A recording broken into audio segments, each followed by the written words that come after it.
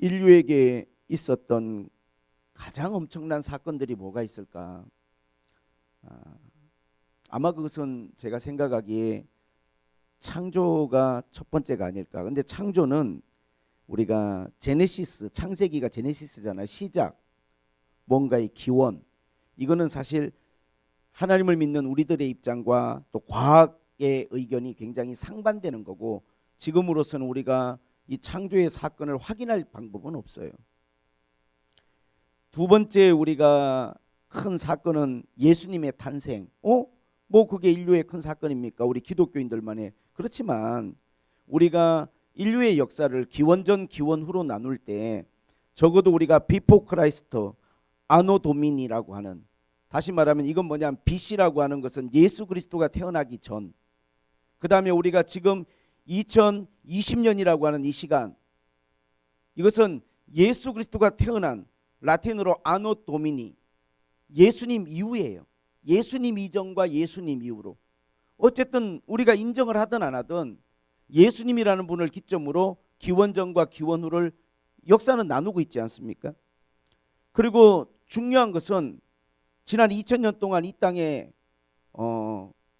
적어도 우리 기독교인이 5억 이상, 그리고 캐톨릭까지 하면 20억 이상의 사람들이 사실은 예수를 믿고 있는데, 이것의 시작이 뭐냐면 주님의 부활 사건이었거든요.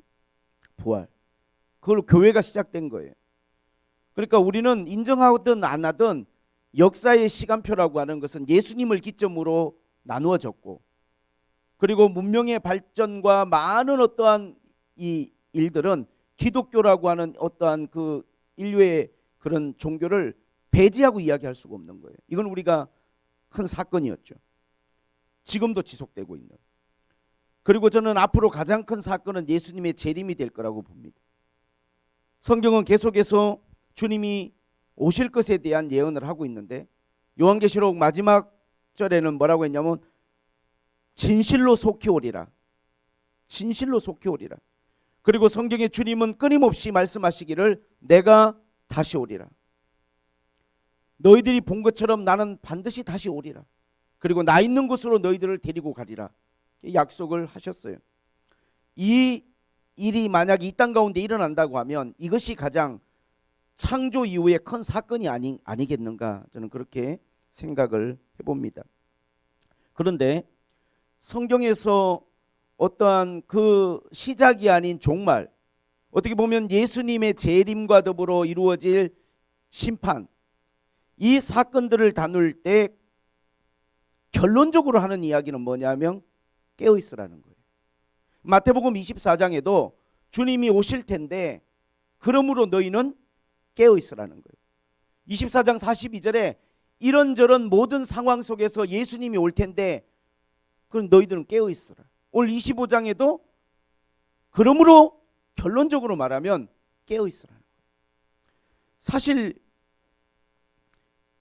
깨어있다는 것은 영어로 보면 더 우리가 이해가 쉬운데 keep watch. 다시 말하면 우리가 어떠한 목적을 가지고, watch라는 게 그냥 C가 아니잖아요. 보는데 그냥 내가 보고 싶든 보기 싫든 그냥 내 눈에 보여지는 게 아니고 내가 어떤 목적을 가지고 지켜보는 거, 내가 어떤 분명한 목적과 어떠한 집중력을 가지고 내가 뭔가를 지켜보고 있는 걸 watch라고 그러잖아요. 그러니까 깨어있다는 것은 뭐냐면 항상 우리가 지켜보고 있는 거예요. 뭔가를 집중하면서. 뭘 집중하면서 지켜보느냐? 마지막 때죠. 그런데 이것을 킵하라는 거예요. 다시 말하면 그 상태를, 지켜보는 상태를 계속 유지하라는 거예요. 사실 이것은 굉장히 어려운 일이고 어찌 보면 저는 불가능한 일이라고 생각을 해요. 우리가 깨어있다는 것이 결코 쉽지가 않아요. 우리가 수많은 일상의 삶을 살아가면서 항상 24시간 내가 거기에 초점을 맞추고 집중하고 깨어있다는 것은 쉽지가 않아요.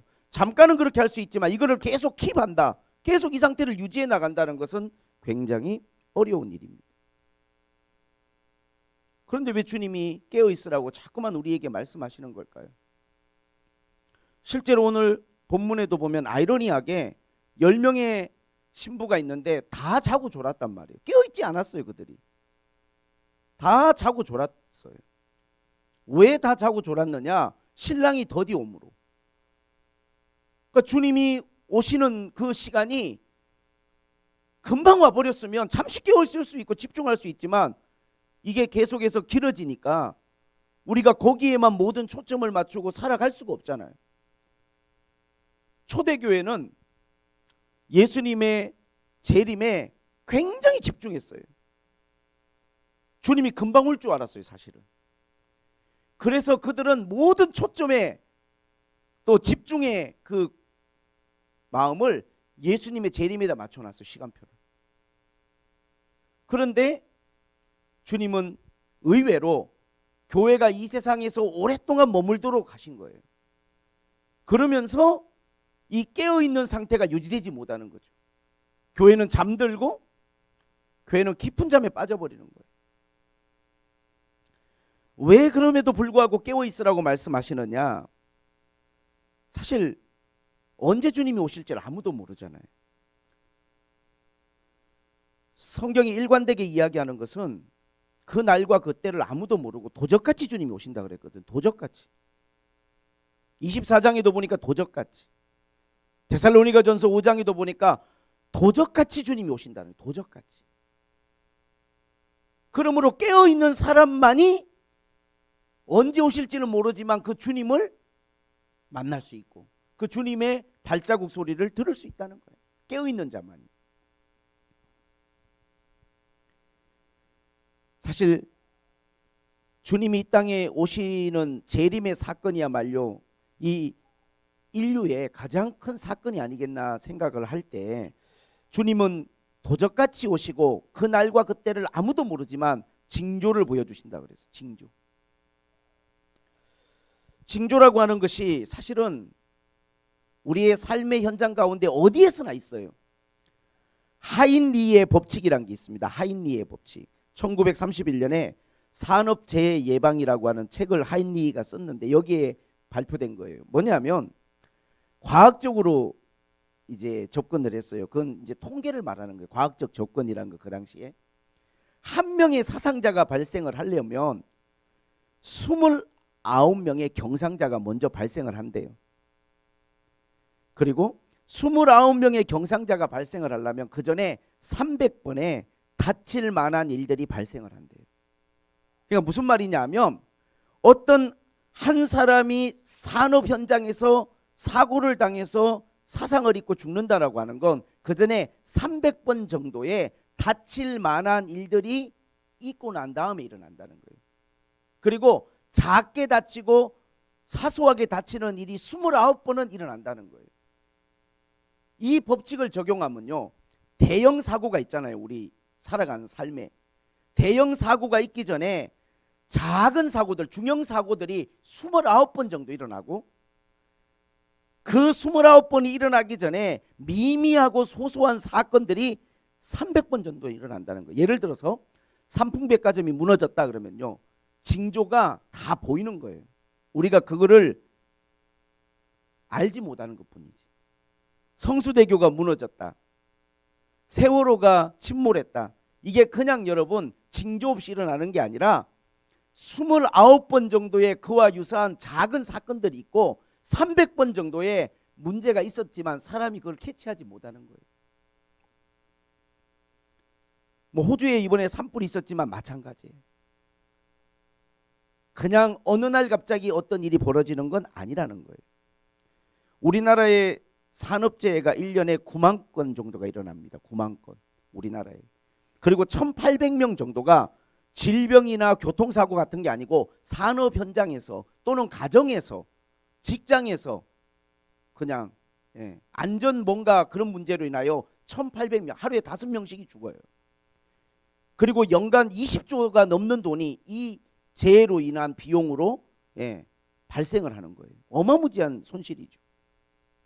근데 이게 수치가 우리나라가 영국의 4배래요. 어쨌든 모든 것은 징조가 있기 마련이에요.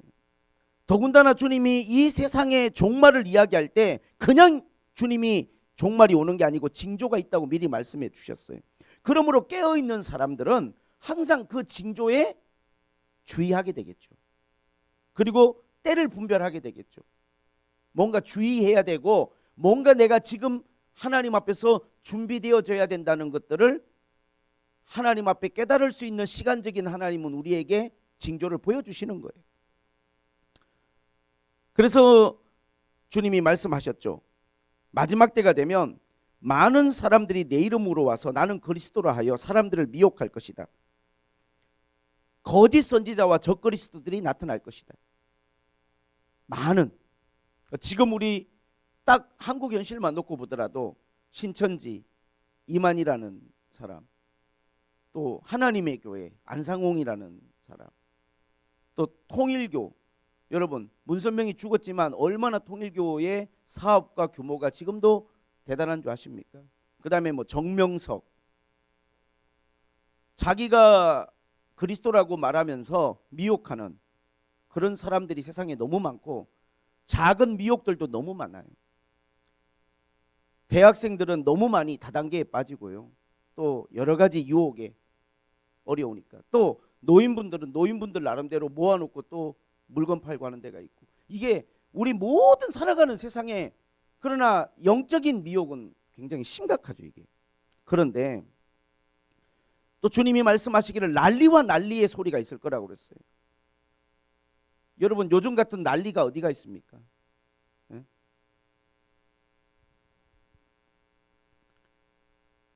뭐 제주도 항공권이 3,000원이라며요.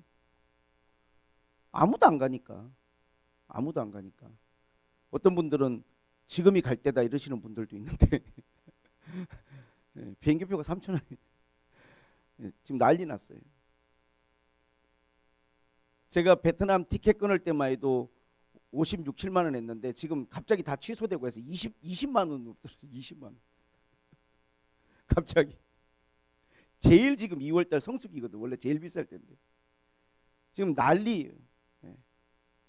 사람 하나가 환자가 왔다 갔다 교회 문 닫아버리고, 사람이 왔다 갔다 백화점 문 닫아버리고, 손실이 막 몇백억씩 나도 이건 뭐 방법이 없어요.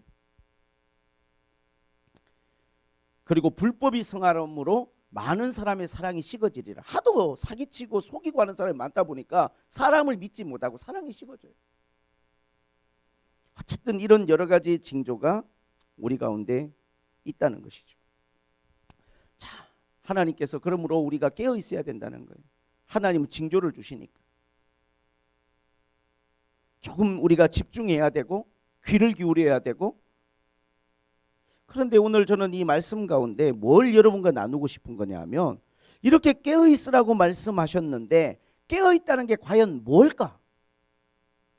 어떻게 우리가 살아가는 게 진짜 깨어 있는 것인가? 그 첫 번째는 뭐냐면 저는 지혜로운 사람이 되라고 말하고 싶어요. 오늘 본문을 보세요. 결론은 깨어 있으라는 거지만 이 이야기를 어떻게 주님이 풀어가셨냐면 10명의 처녀가 신랑을 맞으러 가는데 5명은 슬기가 있고 5명은 미련했다는 거예요. 여러분, 우리가 어떤 것들을 나누는 기준이란 게 있지 않습니까? 기준? 우리가 어떤 것에 기준점을 두고 뭔가를 우리가 보고 그 기준에 우리가 중심은 가치라는 게 있죠. 가치관. 내가 뭘 가치 있게 생각하느냐. 그걸 기준으로 삼는 거죠. 예를 들면 돈을 가치로 생각하는 사람, 돈이 중요해. 돈 없으면 행복할 수 없어 라고 생각하는 사람은 사람을 볼 때 돈이 많은 사람인지 돈이 적은 사람인지로 보는 거예요. 그냥 아, 저 사람 돈이 많구나. 아, 저 사람은 돈이 적구나. 이걸로 그 사람을 구분하는 거예요. 그냥 돈 많은 사람과 돈 적은 사람, 그게 기준이에요. 외모에 관심이 많은 사람은 예쁜 사람과 안 예쁜 사람으로만 구분하는 거예요. 와, 예쁘다. 와, 진짜 안 예쁘네.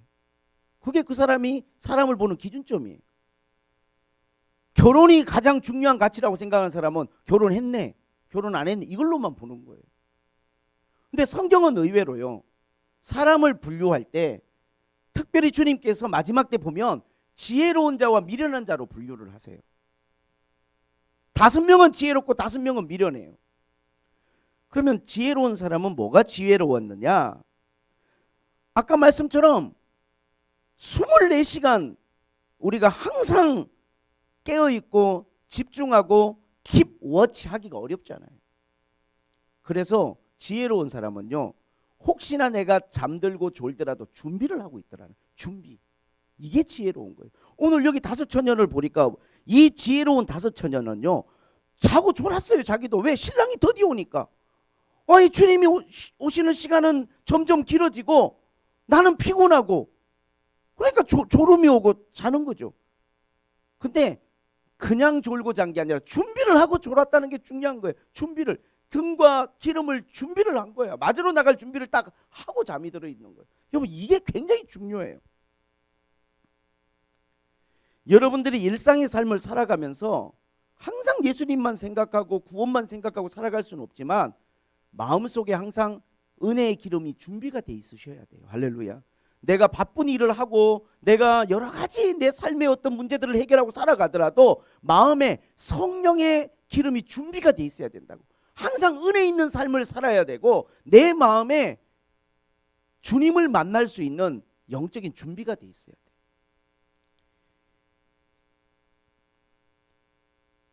성경은 그렇게 말합니다. 로마서 8장 9절에 만일 너희 속에 하나님의 영이 거하시면 너희가 육신에 있지 아니하고 영에 있나니 그리스도의 영이 없으면 그리스도의 사람이 아니라. 우리 마음속에 하나님의 영이 있어야 되는 거예요. 기름이 준비되어 있어야 돼. 하나님의 영이 있는 사람은 어디에 있지 않다고요? 육신에 있지 않다는 거예요. 그럼 육신에 있다는 건 뭐냐? 육신에 있다는 것은요, 아직도 그 사람이 정욕과 욕심에서 벗어나지 못하고 있다는 거예요. 갈라디아서 2장 20절은 뭐라고 말합니까? 우리는 그리스도와 함께 십자가에 못 박혔어요. 내가 예수를 믿고 회개하고 주를 나의 구주로 받아들일 때 내 육신은 십자가에 못 박히는 거예요. 갈라디아서 5장 24절은 뭐라고 말합니까? 그리스도 예수의 사람들은 그 정욕과 욕심을 십자가에 못 박았느니라 그랬어요. 우리가 예수를 믿지 아니하고 주님의 영이 우리 안에 없을 때 우린 육신이죠. 육신을 이끌어가는 힘은 뭐냐면요, 정욕과 욕심이에요. 그게 우리를 이끌어가는 거예요. 어떤 우리 안에 있는 열정, 어떤 우리 안에 있는 그런 모든 것들이 뭐에서 나오냐면 육신에서 나와요. 사람은요, 상당히 여러분 이기적입니다. 내가 뭔가 이익이 있거나 남는 거죠. 유익이 있거나 얻어감이 없으면요, 그런 일에는 사람들이 투자하지 않아요. 사람들이 성공이나 높은 지위, 세상의 어떠한 것들에 아낌없는 시간과 돈을 투자하는 이유는 뭐냐면요, 그걸 통해서 내가 얻는 게 있기 때문이에요. 왜 그렇게 열심히 공부합니까? 왜 그렇게 열심히 일하시는 거예요? 뭔가 얻는 게 있고 유익이 있으니까 하는 거란 말이에요. 사실 우리가 하나님 앞에 성령의 충만함을 받고 내 마음에 하나님의 은혜 안에 있지 않으면 우리는 그렇게 살아갈 가능성이 100%예요. 자, 그런데 우리가 하나님의 영이 우리 안에 있으면 우리는 뭘로 사냐 하면 은혜로 살게 되고 하나님의 영광을 위해서 살게 돼요. 정욕을 따라 살고 욕심을 따라 사는 게 아니라 하나님의 영광을 위해서 일하고 하나님의 영광을 위해서 우리가 공부하고 하나님이 기뻐하는 사람이 되려고 우리는 모든 삶의 노력들을 하게 돼요. 육신을 못 받고 나면. 그래서 우리에게서 나오는 열정이, 비전이 욕심과 정욕이 아니라 하나님의 영광이고 기쁨인 거예요. 이렇게 성령의 사람들은 그 목적이 달라요. 그리스도의 사람들은 같은 노력을 해도 무엇을 위해서 살아가는지 그 목적이 다른 사람들이에요. 남을 살리려고, 사람들을 구원하려고, 하나님의 쓰임을 받고 하나님의 일을 하려고 열심히 살아가는 거지 나의 정욕과 욕심을 위해서 살아가는 게 아니란 말이에요. 자, 이렇게 우리가 그리스도의 사람이 되고 우리 안에 성령의 충만함이 우리 안에 참 거하는 것이 너무너무 중요한데, 그러려면 기도와 말씀을 게을리하면 안 되거든요. 그런데 인간이 이기적인 인간이다 보니까 뭘 하려고 하면 이익이 있거나 유익이 있거나 얻는 게 있어야 되는데 의외로 사람들이 기도와 말씀을 게을리하는 경향이 있어요. 왜? 이걸 통해서 유익이라고 여겨지는 뭔가 내가 이익을 보고 있다는 느낌이 안 들거나 또 그런 마음의 간절함이 부족하기 때문이겠죠. 진짜 이게 나한테 이익이라고 생각되고 이게 나한테 유익이 된다고 그러면 열심히 기도 안 하라고 해도 이익이 되는 일은 다 하게 돼 있어요. 사람. 우리가 하나님 앞에 성령으로 충만하려면 사실 기름을 준비하려면 평소에 기도와 말씀을 게을리하면 안 돼요. 게을리하면. 그래서 이것이 정말 우리에게 유익이고 필요하다는 걸 여러분들이 말씀을 통해서 깨닫고 하나님의 성령의 어떠한 그 깨달음을 통해서 그 부분들을 여러분들이 깨닫고 그 노력을 게을리하지 않는 게 이게 준비가 돼 있어야 돼. 그러면 우리가 일상의 삶을 바쁘게 살아가도 준비가 돼 있기 때문에 언제 부르셔도 정말 마태복음 24장처럼 두 사람이 매를 갈고 있으면 한 사람 데려감을 당해. 왜? 준비가 되어 있는 거예요. 두 사람이 밭을 갈고 있으면 한 사람은 데려감을 당해. 왜? 준비가 되어 있으니까. 왜 한 사람은 버려둠을 당하느냐? 준비가 안 돼 있는 거예요. 전혀 기름 준비를 안 하고 있는 거예요. 마음에 은혜가 없는 거예요. 마음에 하나님의 영광을 위해 살아가고자 하는 마음이 없는 거예요.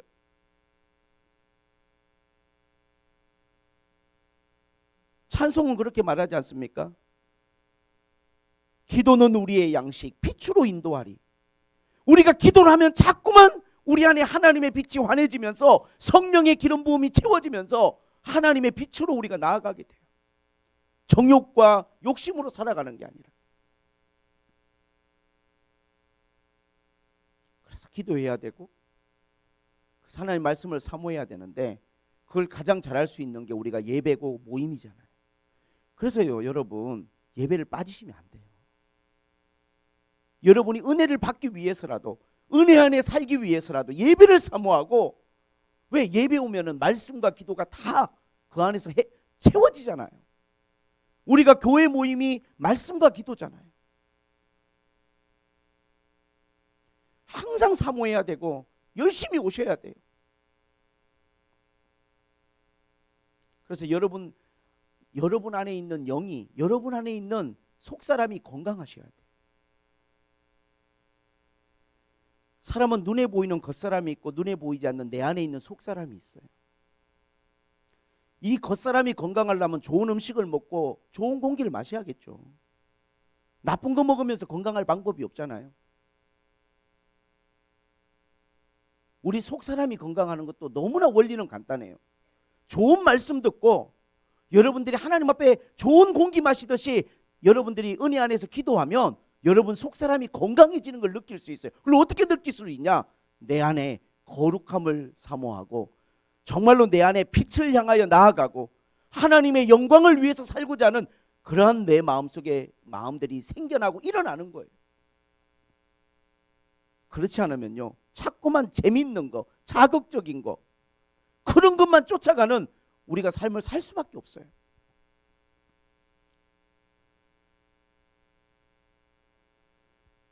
안전의 법칙이라는 게 여러분 있습니다. 안전의 법칙은 뭐냐면요, 그런 거예요. 우리가 삶을 살아갈 때 내 인생에 좀 뭐라고 할까, 초원을 지나가고 있다.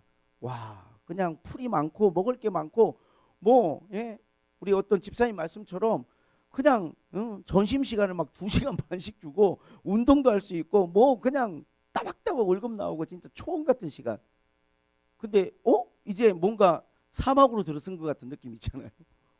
그런 시즌이 지나갔어. 뭔가 팍팍하고 힘들고 내가 조금 사업이나 삶이나 내 인생이 조금 이렇게 사막에 접어들었다. 사막에 접어들었을 때 여러분 굉장히 중요한 거, 이 사막에서 살아남는 법을 아셔야 돼요. 사막이라고 하는 그 시간을 보낼 때는요, 우리가 굉장히 주의하고 긴장하셔야 됩니다. 저는 그게 우리가 살아가는 이 말세의 환경이라고 생각하고 또 한편으로는 우리 성도들 가운데 조금은 힘든 시간을 보내고 있는 분들의 시간이라고 생각해요. 이때를 보낼 때 중요한 건 뭐냐? 사막을 횡단하는 사람들, 레이스들 이런 사람들이 굉장히 중요하게 여기는 것 중에 하나는요. 사막을 지나갈 때 대부분 사람들이 그곳에서 죽거나 실패하는 경우가 가장 큰 이유가 탈수래요. 탈수. 수분 부족이죠.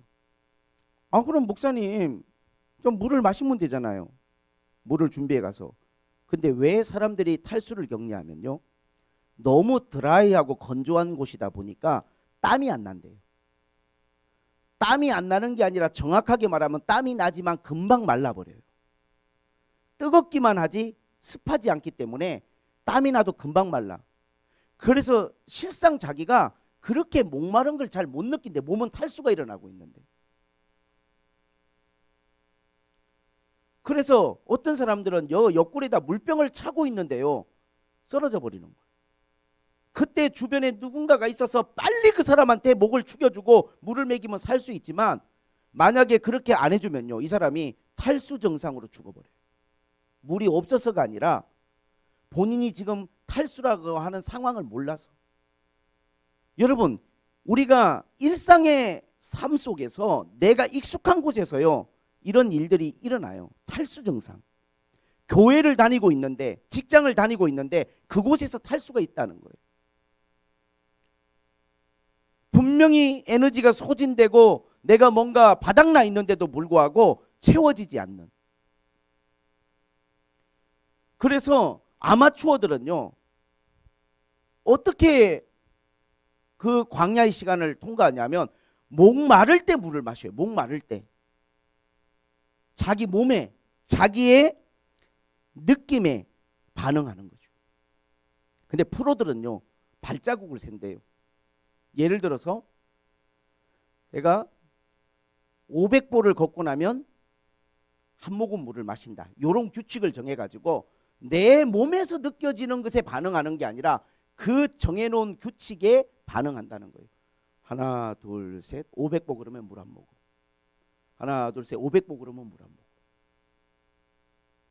여러분, 안전의 법칙이 뭐냐면 이거예요.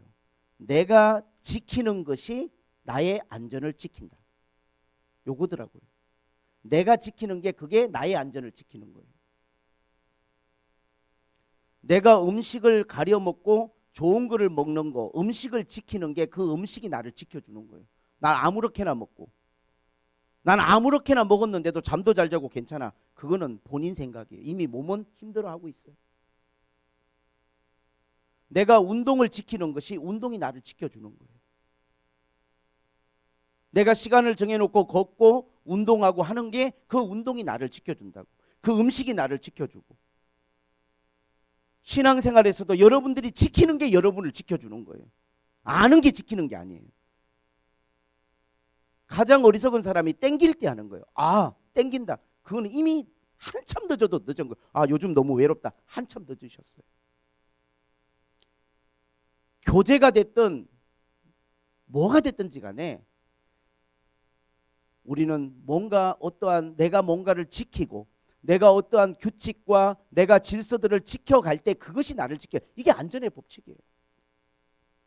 산업 현장에서 내가 뭔가 그 규칙을 지키면 나도 위험으로부터 보호받을 수 있는 거예요.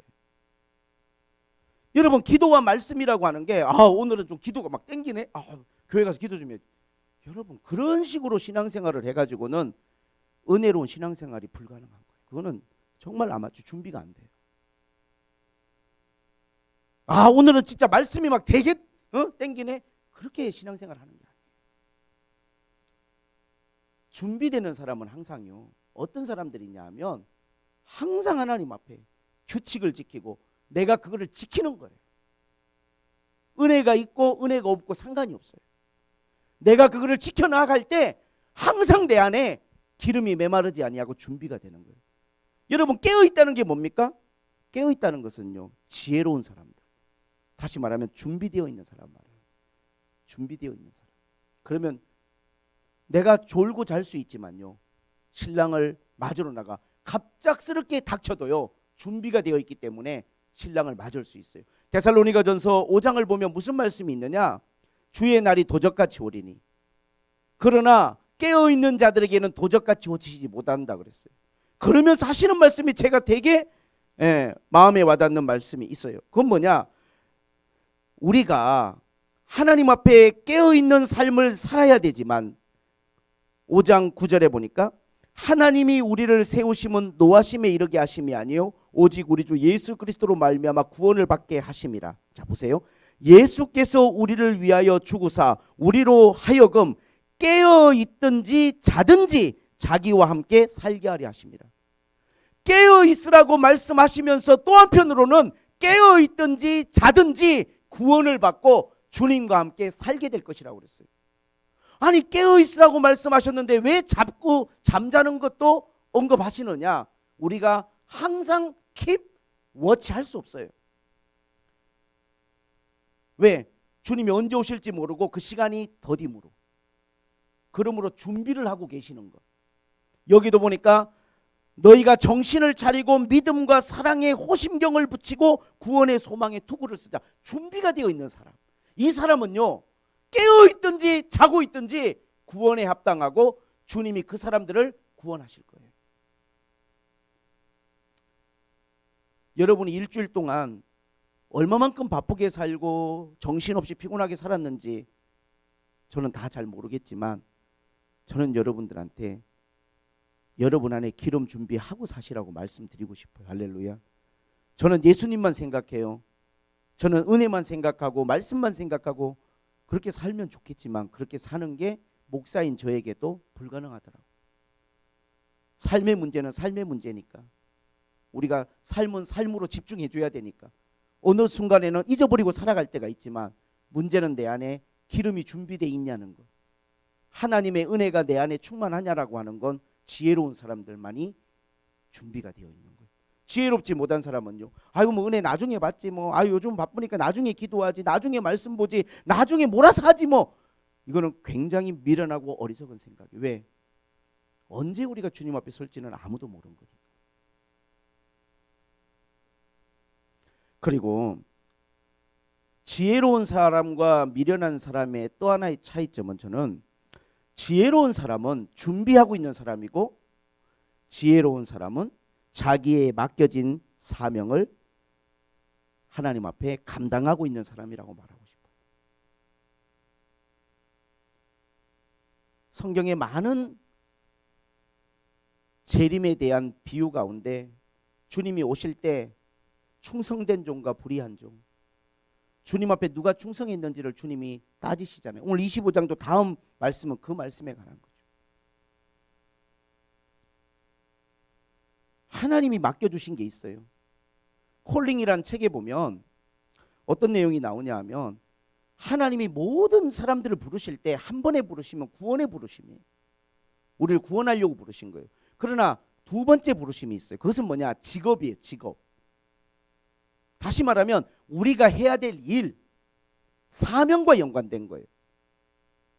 이건 어느 누구도 내가 다른 사람의 사명에 대해서 일깨워주거나 말해줄 수 없는 게 하나님과 정말 나와의 관계예요. 우리 이 땅을 살아가면서 각자가 하나님이 나를 왜 이 땅에 존재하게 하셨고 왜 하나님께서 나를 태어나게 하시고 나는 무엇을 위해서 살아가야 되라고 하는 건 각자의 부르심이 있는 거예요. 왜 하나님 여러분을 이 땅에 존재하게 하셨을까요?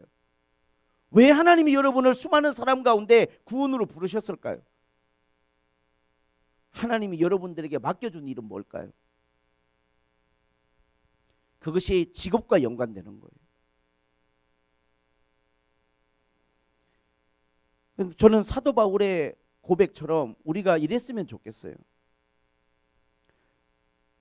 나의 달려갈 길을 마치고 믿음을 지켰으니 이제는 내가 주님 앞에 의의 면류관을 바라본다. 두 가지를 기억하셔야 돼요. 믿음도 지켜야 돼요. 그렇지만 내가 달려갈 길도 달려가야 되는 거예요. 항상 하나님 앞에 믿음을 지키고 은혜 받고 은혜 충만한 신앙생활을 해야 되지만 또 한편으로는 내가 달려가야 될 게 있어요. 사도 바울은 그것을 선교라고 생각하고 복음 전파라고 생각했어요. 하나님 그걸 위해서 나를 부르셨다. 왜 부르셨느냐? 너는 이방인의 사도가 되라. 분명히 자기의 부르심을 알고 있어요. 그 길을 달려가는 거예요. 저도 저의 부르심을 알고 있어요. 하나님이 왜 교회를 세우게 하셨는지, 이 교회를 통해서 뭘 하려고 하시는지, 저는 그걸 영혼 구원이라고 하나님 앞에 생각합니다. 여러분들을 구원하는 것이고, 소중한 우리 샘물교회 가족들, 아이들 한 명까지라도 다 거듭나게, 더 나아가서는 우리 교회를 통해서 잃어버린 영혼들을 구원하고 더 많은 영혼들을 구원하기 위해서 하나님이 저를 부르셨다 생각하고, 저는 하나님 앞에 이 일을 열심히 감당하는 게 중요하다고 생각해요. 그러나 여러분, 각자의 부르심이 있습니다. 성도는 성도의 부르심이 있는 거예요. 이거를 잘 여러분 우리가 감당하는 사람이 지혜로운 사람이고 깨어있는 사람이에요. 하나님 앞에서. 사람들의 관심은요, 자꾸 뭐에 있냐면, 저 사람은 몇 달란트를 받았나, 저 사람은 재능이 많네, 저 사람은 똑똑하네, 저 사람은 출중하네, 저 사람은 탁월하네. 그게 중요한 포인트가 아니에요. 가치가 그게 아니라고. 우리의 가치는 5달란트냐 2달란트냐 1달란트냐 자꾸 관심을 갖지만, 주님은 충성되냐 게으르냐를 보시는 거예요. 많은 일을 하는 사람을 여러분 부러워하지 마시고, 하나님 앞에 내가 충성하고 나에게 맡겨준 일에 최선을 다하는 것이 하나님 앞에 따라서 지혜로운 것이다. 지혜롭게 생각하셔야 돼요. 지혜롭게. 그래서 우리 샘물결교회 성도들이 하나님 앞에 이 두 가지 깨어있음이 잘 하나님 앞에 준비가 되면 돼요. 깨어있다는 것은 저는 지혜로운 것이라고 말하고 싶어요. 결론은 깨어있는 건데, 주님은 이 이야기를 시작할 때 지혜로운 사람과 미련한 사람으로 분류하셨어요. 세상에 지혜로운 사람들은요, 저는 깨어있는 사람들이라고 생각해요. 지혜로운 사람들이 깨어있는 거죠. 그래서 항상 그 사람들은 보면요, 준비하고 있어요. 언제 어떤 일이 닥치더라도 준비가 되어 있는 거예요. 킵 워치하고 있는 거죠. 어릴 때 우리 달리기 많이 하잖아요. 달리기. 학교에서 운동회 날. 그거 뭐 별것도 아닌데, 여기 1등 그거 하나 찍어주는 거 그거 받으려고 출발선에 딱 서 있을 때 그게 뭐예요? 그게 지금 뭐냐면 킵 워치하고 있는 거예요. 뭐만 기다리는 거야. 준비 딱 하면 초긴장하고 있잖아요. 달려나가려고. 땅 소리가 나면요, 탁 튀어나가는 거예요. 그때 멍 때리고 있으면 어떻게 돼요? 멍 때리고 있으면, 그때 딴 생각하고 있으면 어떻게 돼요? 거기에 집중하고 있는 거. 주님이 그렇게 하고 있으라는 거예요. 우리 보고. 네? 뭐든지 여러분 준비가 되어 있는 사람은요, 괜찮아요. 너 이렇게 놀고 있어. 너 왜 이렇게, 다 준비했어요. 그러면 좀 쉬어도 괜찮아요. 그럼 좀 자고, 야, 너 내일 시험인데 왜 자고 있냐? 아유, 다 준비했습니다, 아버지. 자라. 눈만 뜨고 있으면 뭐해? 준비가 안 돼 있으면. 네? 준비하고 있는 사람은 항상 지혜로운 거예요. 그게 언제 준비를 했는지 모르지만 준비를 하고 있는 거야. 이 5명의 신부가 난 참 정말 이랬으면 좋겠어요. 피곤하니까 신랑은 안 오니까 잠에 빠졌는데, 그냥 자고 있는 게 아니고, 이 지혜롭게도 그냥 준비를 딱 하고 있네. 준비를, 기름을 딱 준비하고 있네. 신랑이다 그러니까 눈 비비고 일어나서 바로 등불에 기름에 불 붙여서 신랑을 맞으러 나가는 거예요. 근데 미련한 5명은 준비 안 하고 있다가, 우리 기름 좀 나눠줘라. 하나도 준비 안 하고 있다가. 저는 이게요, 마지막 때 주님이 재림하는 이 사건 가운데 너무나 저한테는 크게 와닿아요. 정말로 하나님 앞에 내 시간을 지키고, 내가 하나님 앞에 은혜를 지키고 말씀을 지키고 기도와 말씀으로 항상 준비되어 있는 사람, 내 마음에 은혜가 있는 사람들, 어디서 뭘 하고 살아가든지 간에 지혜로운 사람들, 신랑이다 소리가 나니까 그냥 맞으러 나갈 수 있는데, 주님이 신랑이다 나팔 불고 있는데 저 빨리 교회 가서 30분만 기도하고 좀 채우고 맞으러 나갈게요. 저 이럴 줄 알았으면 한 3일 금식 정도 해서 좀 회개도 좀 하고 좀 미리 좀 할 걸. 그런 시간은 주어지지 않아요. 인생의 마지막 순간에서라고 하는 셀리 티스테일이라고 하는 분이 쓴 책, 뭐 세계적으로 극찬이 되는 책인데, 이 책의 부제가 죽음과 죽어감에 관한 실질적 조언이에요. 이 책에 나오는 어떤 한 단락, 우리의 삶의 중심에 늘 내일이 있다는 생각이 자리 잡고 있다. 점점점. 하지만 내일은 없다. 내년도 없다 그랬어요. 사실 여러분, 우리에게 보장된 시간은 없어요. 항상 준비하고 계셔야 돼요. 너무 중요한 일이잖아요. 구원이라는 게.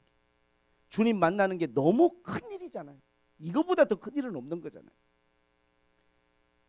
언제 그분 앞에 서더라도 준비가 되어 있는 사람은요, 아쉬움은 있을 수 있죠. 이 땅에 대한 미련은 있을 수 있죠. 그러나 준비가 되어 있다면 저는 그 사람은요, 참 지혜롭고 하나님 앞에 복된 사람이라 생각하고 싶어요. 할렐루야.